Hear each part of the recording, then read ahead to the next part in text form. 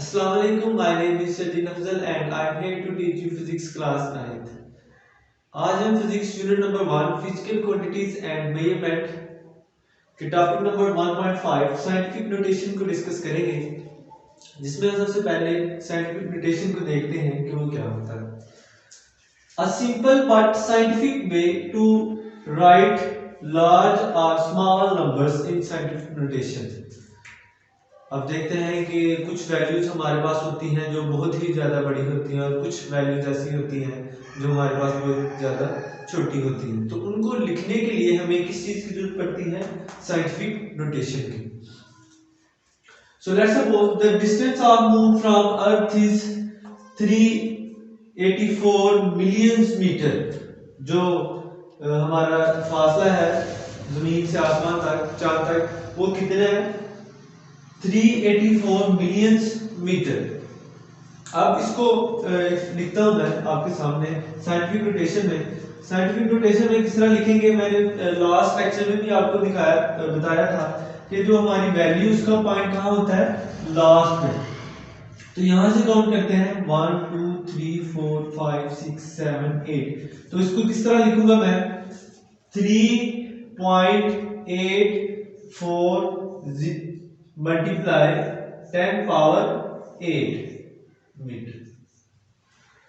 अच्छा, अब मैंने ये जीरो क्यों नहीं लिखी? क्यों? पॉइंट के बाद जीरो की वैल्यू कुछ भी नहीं होती, जीरो ही होती है। सो हमने ये वैल्यू लिखी। अब आपने आपके जहन में ये क्वेश्चन पैदा होगा कि ये 8 और 4 क्यों लिखा है? अगर हम लिखते 384 पॉइंट, अब देखिए कहां आएगा? 1 2 3 4 5 6। अब 6 के बाद में पॉइंट लगाता 10 मल्टीप्लाई 6। तो अब ये क्या आना था? ये हमारे पास जो हमारी पहली शर्त है कि जो नीचे आपको पता चल जाएगा कि ये जो हमारी फर्स्ट फॉर्म है ना, जो पहली वैल्यू, ये 1 और 10 के दरमियान में होनी चाहिए। सो जो हमारे पास स्टैंडर्ड करेक्ट वैल्यू ये क्या? ऊपर वाली। ठीक है।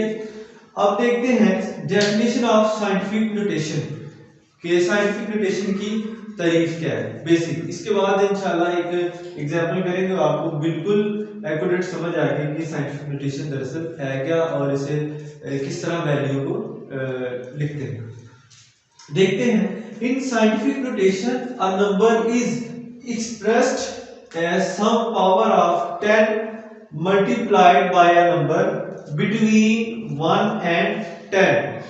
कोई भी हम वैल्यू लिखते हैं वो किसके दरमियान होनी चाहिए? इसकी पावर 1 और 10 के दरमियान में।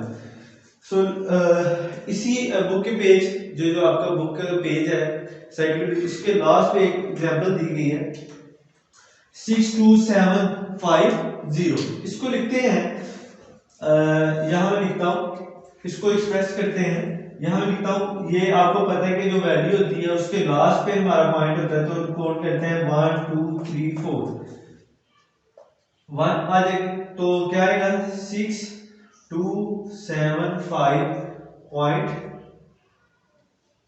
वही मल्टीप्लाई 6275 मल्टीप्लाई 10 पावर 1, क्योंकि हमने एक को छोड़ के लिखा है। सो 5 पे 5 आ गया, तो आगे लिखते हैं 627 मल्टीप्लाई 10 पावर 2। ये भी हमारी स्टैंडर्ड फॉर्म में नहीं आ रही। क्यों? कि जो हमारी शर्त है कि किस में होनी चाहिए वैल्यू 1 से लेके 10 तक, 1 टू बिटवीन 10। तो ये क्या है? 6275 है, तो ये भी ज्यादा है। 627 है, ये भी ज्यादा है। तो अब मजीद करते हैं 6 2 मल्टीप्लाई, तो अब कितने आ जाएंगे? 1 2 3 10 पावर 3। अब भी 62 ज्यादा है, तो क्या करेंगे? हम एक और इधर ले आएंगे, 6 मल्टीप्लाई 10 पावर 4। तो क्या हुआ? हमारे पास जो एक्यूरेट वैल्यू आई वो क्या है? यहां मैं क्लियर करके आपको दिखाता हूं ताकि आपको मजीद अच्छी तरह समझ आ जाए। ये देखिए, जो हमारे पास एग्जांपल थी 62750।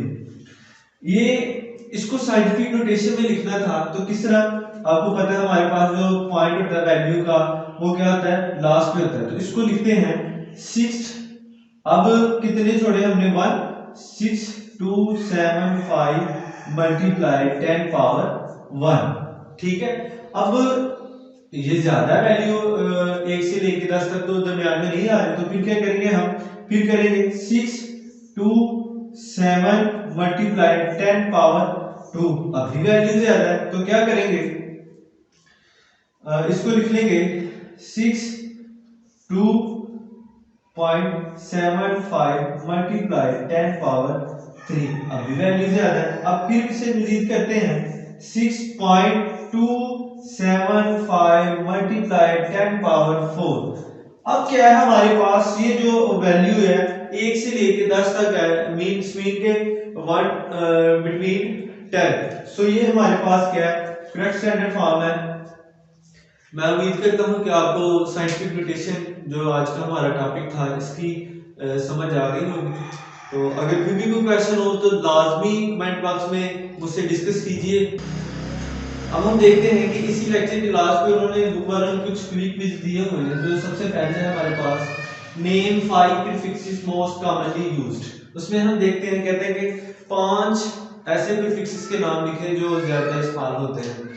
लास्ट लेक्चर में भी हमने डिस्कस किया था, फिर भी मैंने यहाँ कुछ लिखे हैं जिनमें किलो है, गीगा है, मिली है, नैनो और सेंटी है, etc।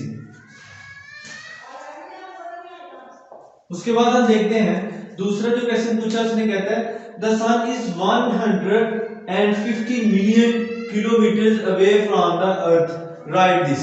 उसने हमें ऊपर बता दिया है कि 150 मिलियन किलोमीटर है अर्थ से जमीन तक। उसके बाद कहते हैं कि इसको लिखें, पहला जो पार्ट देता है वो ए वाला कहता है as an ordinary whole numbers, तो ये आपके सामने 150 किलोमीटर। उसके बाद कहता है इन साइंटिफिक नोटेशन, तो साइंटिफिक नोटेशन में किस तरह लिखते हैं आपको पता ही है। ये कहां पार्ट हमारे पास लास्ट में, इसको काउंट कर लेते हैं 1 2 3 4 5 6 7 और 8। अब हम लिखेंगे 1.5 मल्टीप्लाई 10 पावर 8 किलोमीटर। ये था हमारे पास साइंटिफिक नोटेशन में। मैं उम्मीद करता हूँ कि इनकी आपको समझ आ गई होगी। ये तो बिल्कुल आसान है, आपने जो पीछे वाले अगर रेगुलर लेक्चर लिए हो तो ये आप खुद भी कर सकते हैं। इसके बाद क्वेश्चन नंबर 3 है हमारे पास, write the numbers given below in scientific notation. ये पीछे भी हमने इसको डिस्कस किया है, ब्रीफली डिस्कस किया है, तो आप ये अगर नोट करना चाहें तो इसको नोट भी कर लें।